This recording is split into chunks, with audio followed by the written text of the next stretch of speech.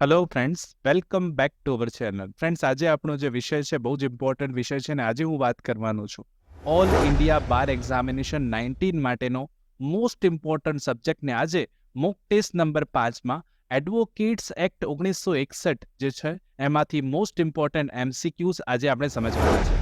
Friends, જેમ કે આપ જાણો છો એડવોકેટ્સ એક્ટ 1961માંથી 2 પ્રશ્નો પૂછાય છે અને આજે જો આપે આ વિડીયો જોઈ લીધો સંપૂર્ણ વિડીયો સ્ટાર્ટિંગથી લઈને એન્ડ સુધી જો આપે આ વિડીયો આખો જોઈ લીધો છે તો ફ્રેન્ડ્સ તમારે આ 2 માર્ક્સ આવી જવાના છે. તો ફ્રેન્ડ્સ, બહુ જ ઇમ્પોર્ટન્ટ કોન્સેપ્ટની ચર્ચા કરવા જઈ રહ્યા છે.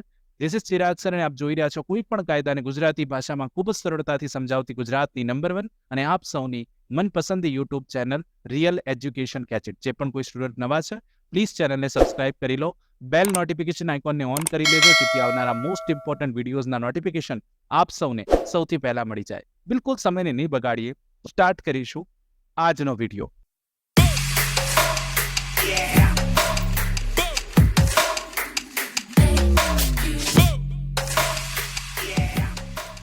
તો ફ્રેન્ડ્સ, સૌથી પહેલો ક્વેશ્ચન છે what do you mean by advocate given under section 2A of the Advocates Act 1961. Advocate act 1961ની કલમ 2A હેઠળ આપવામાં આવેલ વકીલ શબ્દનો શું અર્થ થાય છે? ઓપ્શન એ રજિસ્ટર્ડ એડવોકેટ, નોંધાયેલ વકીલ. Option B senior advocate, senior વકીલ. Option C advocate entered in any role, કોઈ પણ રોલમાં એડવોકેટ દાખલ થયો હોય તે વકીલ, કે પછી ઓલ ઓફ ધી અબોવ, ઉપરોક્ત તમામ. તો ફ્રેન્ડ્સ, ક્વેશ્ચન નંબર 1માં સાચો જવાબ શું આવશે? તો ક્વેશ્ચન નંબર 1ની જ્યારે વાત છે ત્યારે સાચો જવાબ ક્વેશ્ચન નંબર 1માં સી આવે. Yes friends, C will be correct answer. And advocate entered in any roll જે છે અહીંયાથી બિલકુલ સાચો જવાબ બની જશે. સી જવાબ એકદમ સાચો બનશે અહીંયાથી. ફ્રેન્ડ્સ, યાદ રાખજો, C will be correct answer. Question number 2 જોઈએ. ક્વેશ્ચન નંબર 2માં bar council of India means the bar council constitute under which section of the advocates act 1961. Bar council of India એટલે કે એડવોકેટ્સ એક્ટ 1961ની કઈ કલમ હેઠળની બાર કાઉન્સિલની વાત કરવામાં આવી છે? ઓપ્શન એ કલમ 4 સેક્શન 4, ઓપ્શન બી સેક્શન 5 કલમ 5, ઓપ્શન સી સેક્શન 6 કલમ 6 કે ઓપ્શન ડી સેક્શન 8 કલમ 8. તો અહીંયા બાર કાઉન્સિલનો જે અર્થ છે આપ જેવી વ્યાખ્યા ઉઠાવશો એવી તમને ખબર પડશે કે બાર કાઉન્સિલ ઓફ ઇન્ડિયાની વ્યાખ્યા આપેલી છે. ત્યાં આપ જોશો તો સ્પષ્ટલી આપને આન્સર મળી જવાનો છે. ક્વેશ્ચન નંબર 2માં સાચો જવાબ એ બને છે. કલમ 4માં બાર કાઉન્સિલ ઓફ ઇન્ડિયાનો કોન્સેપ્ટ આપેલો છે ને એટલા માટે અહીંયાથી સાચો જવાબ એ બની જશે. બિલકુલ સિમ્પલ વ્યાખ્યામાંથી આ પ્રશ્ન પૂછેલો છે. સાચો જવાબ એ, કલમ નંબર 4. Question number 3.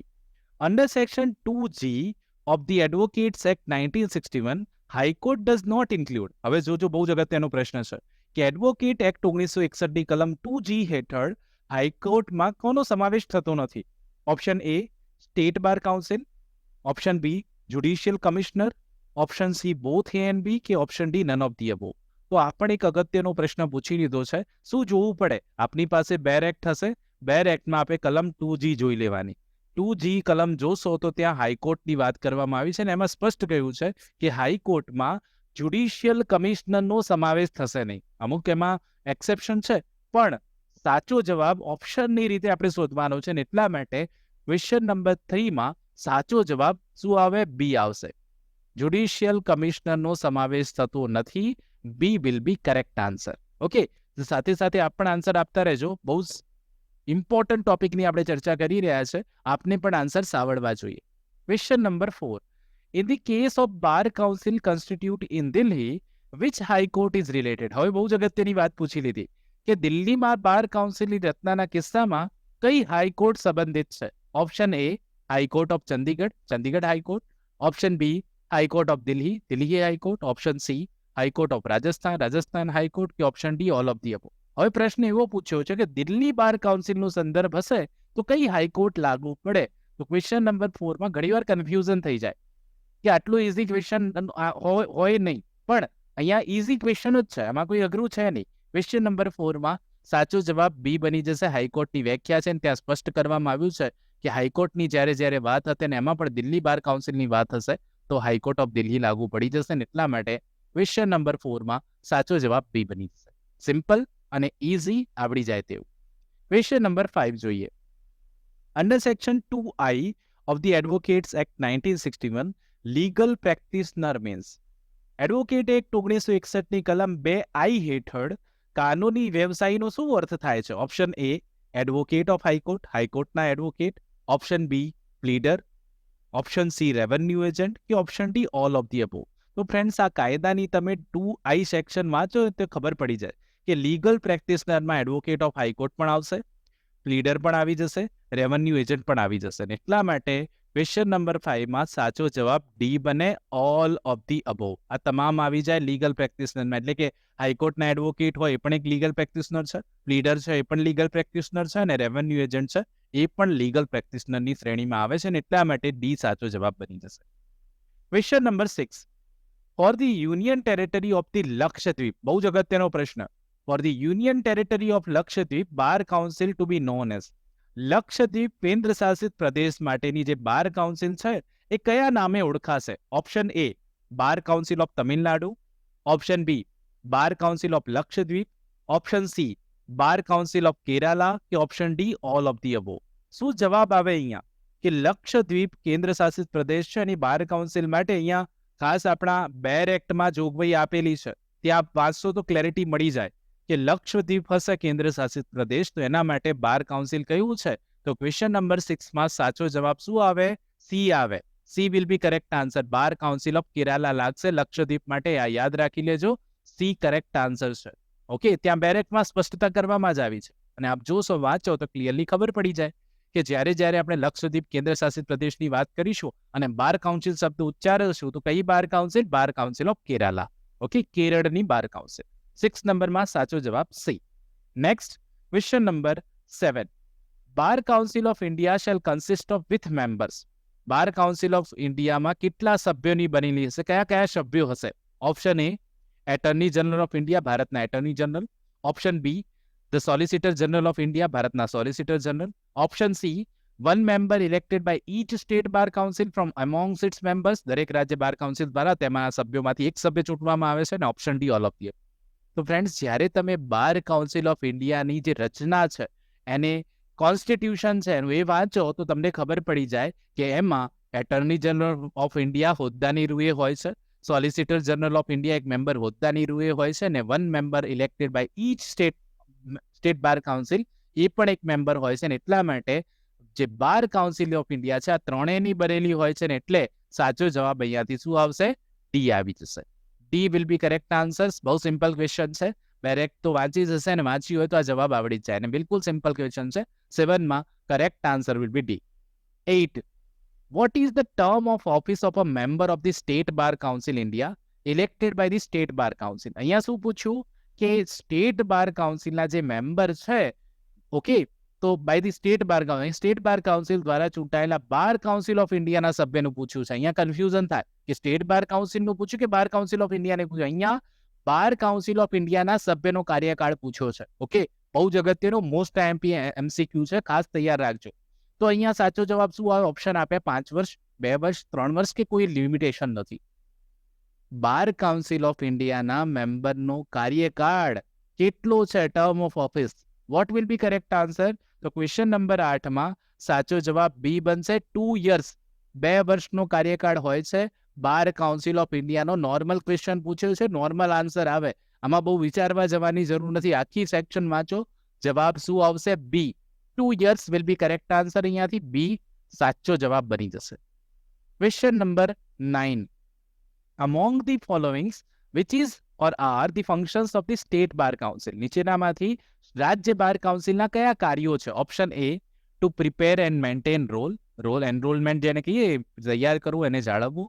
Two promote and support law reform, કાયદાના સુધારાને પ્રોત્સાહન અને સમર્થન આપવું. To admit advocate persons as advocate in its roll, વ્યક્તિઓને તેના રોલમાં હિમાયતી એટલે વકીલો તરીકે દાખલ કરવા. Option D all of the above, ઉપરોક્ત તમામ.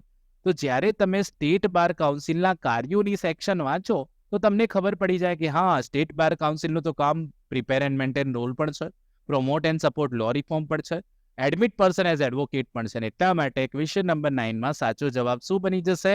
ડી બની જાય. ઓકે, આ પણ ફંક્શન્સ ઓફ ધી સ્ટેટ બાર કાઉન્સિલમાંથી પૂછેલો પ્રશ્ન, અગત્યનો પ્રશ્ન, યાદ રાખજો. Question number 10. Under which section of the Advocate Act 1961 the function of Bar Council of India is well mentioned? હવે બાર કાઉન્સિલ ઓફ ઇન્ડિયાના કાર્યો કઈ કલમમાં આપેલા છે એવો પ્રશ્ન પૂછ્યો છે 10 નંબરમાં. ઓપ્શન આપણને આપ્યા કલમ 5, કલમ 6, કલમ 7 કે કલમ 8. તો બાર કાઉન્સિલ ઓફ ઇન્ડિયાના કાર્યો જે છે એ સાચો જવાબ અહીંયા આવશે સી, કલમ નંબર 7માં છે. આપ સીધું ઇન્ડેક્સમાંથી પણ વાંચો ને તો પણ અનુક્રમણિકા જુઓ ને તો પણ આન્સર આવડી જાય. સાચો જવાબ સી છે. બાર કાઉન્સિલ ઓફ ઇન્ડિયાના કાર્યો કલમ નંબર 7માં છે. Question number 11. What is the term of office of members of State Bar Council other than an elected members thereof referred to in section number 54 of Advocates Act 1961? કલમ 54ના ચૂંટાયેલા સભ્યો સિવાય રાજ્ય બાર કાઉન્સિલના સભ્યનો કાર્યકાળ કેટલો? હવે આપણે અગાઉ જોઈ ગયા છે કે બાર કાઉન્સિલ ઓફ ઇન્ડિયાના સભ્યનો કાર્યકાળ 2 વર્ષનો છે. સ્ટેટ બાર કાઉન્સિલના સભ્યોનો કાર્યકાળ કેટલો છે એટલા માટે આ પ્રશ્ન મેં વારંવાર પૂછ્યો. બંને પ્રશ્ન પૂછી દીધા જેથી આપનું કન્ફ્યુઝન દૂર થાય. તો સ્ટેટ બાર કાઉન્સિલના સભ્યોનો કાર્યકાળ કેટલો હોય છે? ઓપ્શન આપ્યું 2 years, 5 years, 3 years કે 1 year. સાચો જવાબ 11 નંબરના ક્વેશ્ચનમાં બી બને. 5 વર્ષનો સમયગાળો હોય છે. 5 years will be correct answer other than section number 54. Okay, તો 5 વર્ષનો સમયગાળો એટલા માટે સાચો જવાબ બી છે. બાર કાઉન્સિલ ઓફ ઇન્ડિયાની વાત હોય 2 વર્ષ, સ્ટેટ બાર કાઉન્સિલની વાત હોય 5 વર્ષ. આટલું યાદ રાખવાનું છે. સિમ્પલ છે, યાદ રહી જાય. હવે પ્રશ્ન પૂછાય તો કન્ફ્યુઝન ન થવું જોઈએ. Question number 12.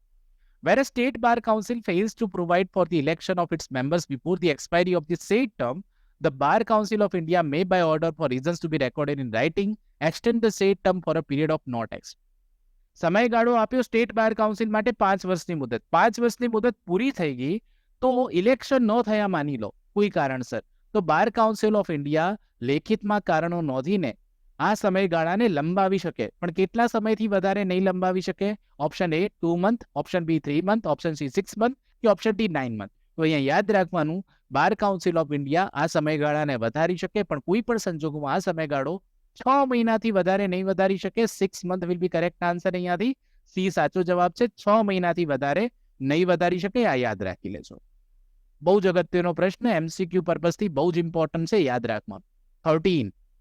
A state bar council shall constitute the standing committees namely. હવે બહુ અગત્યનો આ પણ પ્રશ્ન પૂછી લીધો છે કે રાજ્ય બાર કાઉન્સિલ સ્થાયી સમિતિઓની રચના કરશે. કઈ સ્થાયી સમિતિઓ હશે? ઓપ્શન એ એક્ઝિક્યુટિવ કમિટી, કારોબારી સમિતિ, એનરોલમેન્ટ કમિટી, નોંધણી સમિતિ, બોથ એ એન્ડ બી કે નન ઓફ ધી અબોવ. તો ક્વેશ્ચન નંબર 13માં સાચો જવાબ સી છે. યાદ રાખી લેજો, સ્ટેટ બાર કાઉન્સિલની સ્થાયી સમિતિઓમાં એક કારોબારી સમિતિ હોય છે ને બીજી નોંધણી સમિતિ હોય છે, એટલે આ બંને સાચો જવાબ છે ને એટલા માટે C will be correct answer. 14. The Bar Council of India shall constitute the standing. હવે બાર કાઉન્સિલ ઓફ ઇન્ડિયા માટે પૂછ્યું કઈ કઈ સમિતિઓ હોય? Option A executive committee consisting of 9 members. હવે મેમ્બર સાથેની વાત છે એટલે આપણે ડિટેલમાં વાંચવું પડે. Executive committee consisting of 9 members, legal education committee consisting of 9 members, a legal education committee consisting of 10 members કે પછી both A and C. તો હવે આપણે કન્ફ્યુઝ અહીંયા થઈ જઈએ. આવો પ્રશ્ન પૂછે ને આવા ઓપ્શન હોય એટલે વધારે કન્ફ્યુઝિંગ થઈ જવાય. અહીંયા 2 વસ્તુ છે, 2 સમિતિઓ છે આપણે જાણીએ છીએ, પણ કઈ 2? 9 member વાળી, 9 member વાળી કે પછી 9 અને 10 વાળી? તો આપણે એ રીતે યાદ રાખવું પડશે. એક્ઝિક્યુટિવ કમિટી 9 member વાળી છે, આ વાત સાચી, પણ લીગલ એજ્યુકેશન કમિટી 9 member વાળી નહીં પણ 10 member વાળી છે, અને એટલા માટે સાચો જવાબ ડી આવે. બોથ એ એન્ડ સી, એ અને સી સાચું છે એટલા માટે જવાબ અહીંયાથી ડી બની જશે. ઓકે, આપણે જાણીએ છીએ કે બાર કાઉન્સિલ ઓફ ઇન્ડિયાની જે સ્થાયી સમિતિઓ હોય છે એમાં 9 સભ્યોની એક્ઝિક્યુટિવ કમિટી અને 10 સભ્યોની લીગલ એજ્યુકેશન કમિટી હોય છે ને એટલા માટે correct answer will be D. Important question, smartly question ask કર્યો છે, ખાસ આપને આવડી જાય એ પર્પઝથી. 15. The accounts of a bar council shall be audited by auditors duly qualified to act as auditors of companies under which act. Bar કાઉન્સિલના હિસાબોનું ઓડિટર્સ દ્વારા કરવામાં આવશે જે કંપનીના ઓડિટર તરીકે કામ કરવા માટે યોગ્ય લાયકાત ધરાવતા હશે. કયા કાયદા હેઠળ?